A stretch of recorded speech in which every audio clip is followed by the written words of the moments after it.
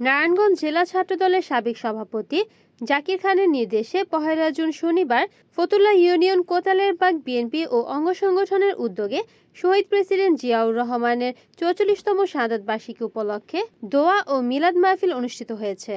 BNP নেতা আবু তাহেরের সভাপতিত্বে উক্ত অনুষ্ঠানে প্রধান অতিথি হিসেবে উপস্থিত ছিলেন বাংলাদেশ জাতীয়তাবাদী প্রজন্ম দলের নারায়ণগঞ্জ জেলা শাখার আহ্বায়ক সলিমুল্লাহ করিম সেলিম।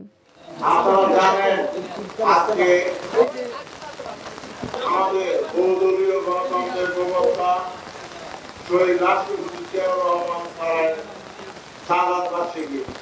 আর এই শাহাদাত বার্ষিকী যারা আয়োজন করেছেন এই কোতালের ভাগে অন্যান্য ব্যক্তিগণ আমাদের সবচাইতে এই কোতালের ভাগে প্রিয় ছোট ভাই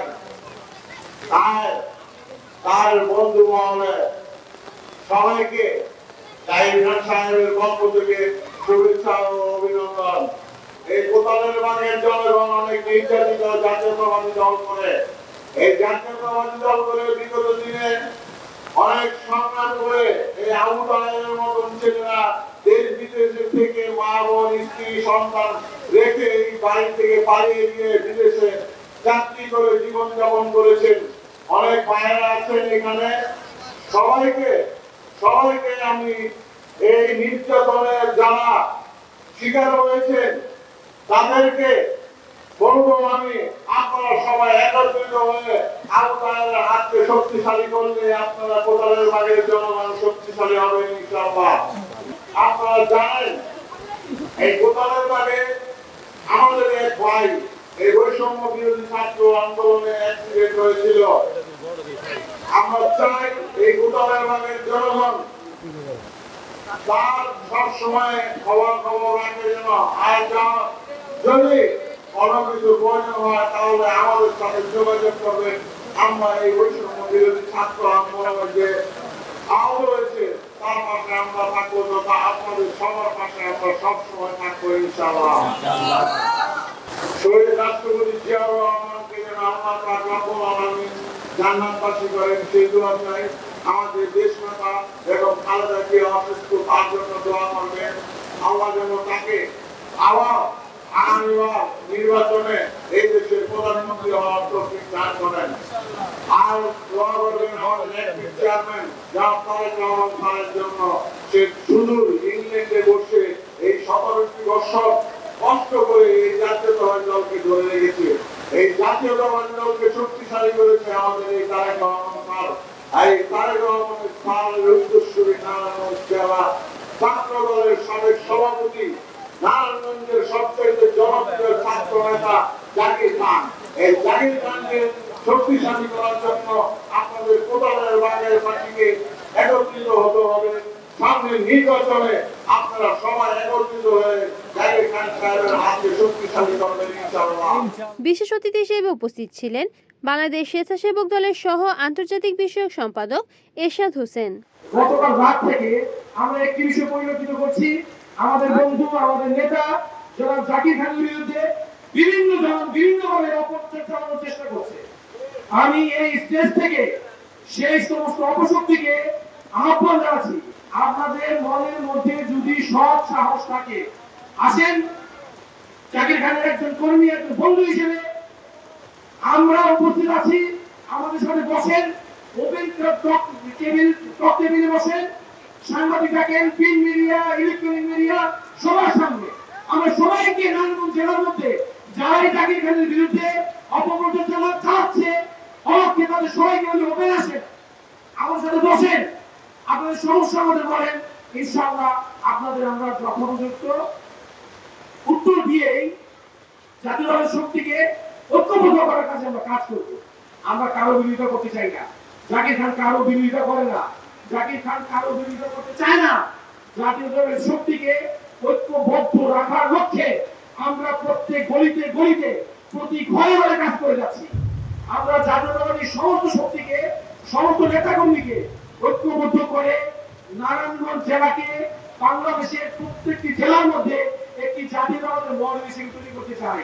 সেই জন্য আমরা আপনাদের সবার সহযোগিতা চাই। নারায়ণগঞ্জ ছাত্রদলের সাবেক অর্থ বিষয়ক সম্পাদক মোহাম্মদ নূর হানিফ। বহুদলীয় গণতন্ত্রের ন্যায় শহীদ প্রেসিডেন্ট জিয়াউর রহমানের আদর্শকে বর্তমান কর্তৃকে বারংবার জনগণ করা আমার রাজনৈতিক সমাজ সন্তান জাকির খানের অহংকার ছিল।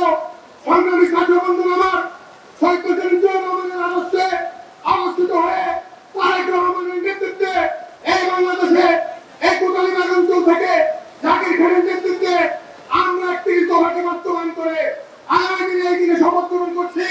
ইনশাআল্লাহ এই কোটালীবাগ ফতুল্লাহ ইউনিয়ন বিএনপির পক্ষ থেকে এই নারায়ণগঞ্জে বাংলাদেশ জাতীয়তাবাদী চেতনাকে উদ্বুদ্ধভাবে আগামী দিনকে সুন্দর করে নেওয়ার জন্য জাকির খানের হাতকে শক্তিশালী করে রেখে সর্বদা পরিবেশ সাহেবের নেতৃত্বে আমরা নারায়ণগঞ্জের সুন্দর একটি রাজনীতি উপহার দেব।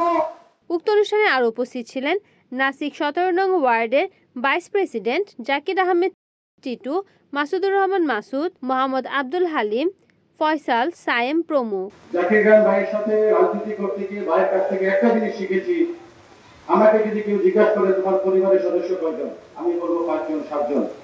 কিন্তু জাকির খান ভাইকে যখন জিজ্ঞাসা করা হয় যে আপনার পরিবারে কয়জন, জাকির খান ভাইজান বলে আমার জনগণই আমার পরিবার।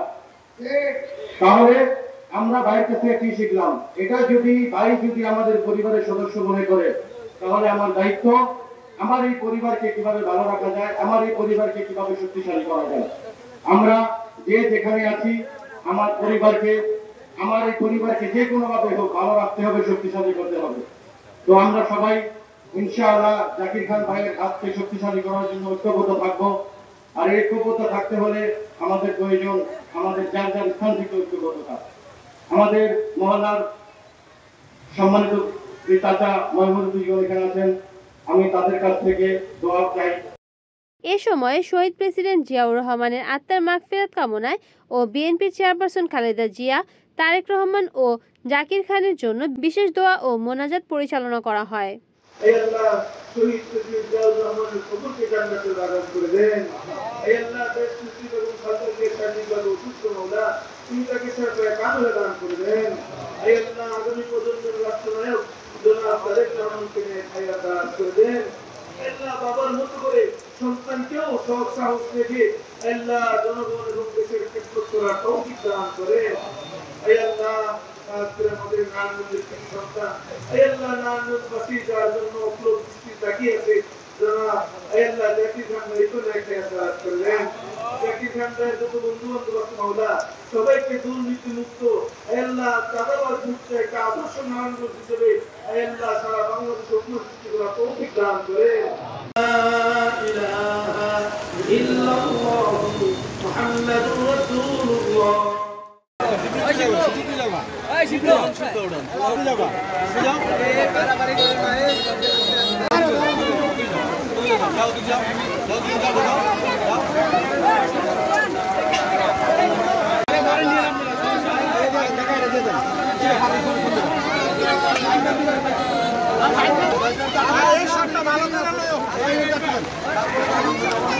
ছাত্রী চাপান